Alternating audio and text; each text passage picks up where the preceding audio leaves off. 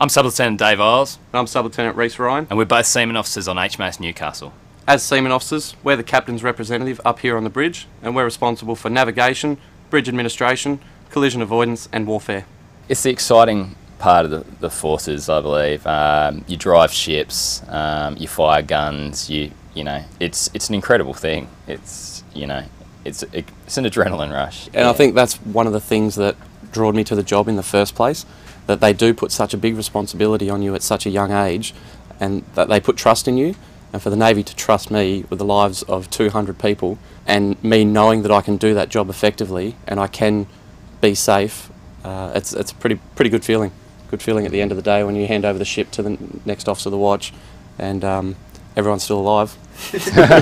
I finished high school, went to uni, not really knowing what to do, and studied politics at uni, and then found myself working in the civvy world, just working behind a desk. And over a period of time I just realised that I was looking at a computer and I'd be doing it for the next 40 years of my life, and thought, well, this isn't very exciting, so I gave the Navy a go, and so far it's been everything I wanted it to be.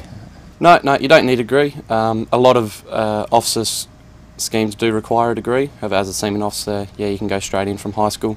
I wanted to drive ships. I wanted, throwing 4,000 tonnes of steel around, with 200 people in close company with other ships, in confined waters, shooting missiles, firing guns. It all sounded pretty interesting to me.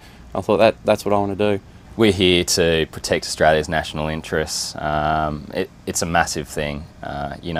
You are at the front line of things. Instead of watching the events on TV, you can be in the situation where you're part of the event.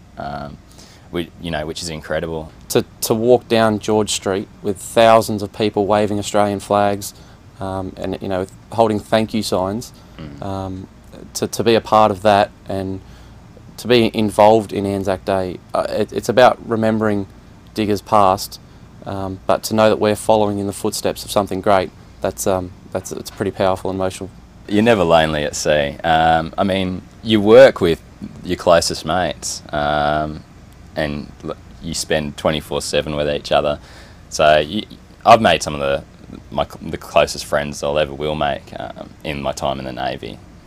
I think the ultimate, or the pinnacle of our job is, eventually being in command. To captain a warship and take it to sea would be the ultimate experience. I suppose that's something that only seaman officers can do. That's what sets us aside from the other officers in a ship.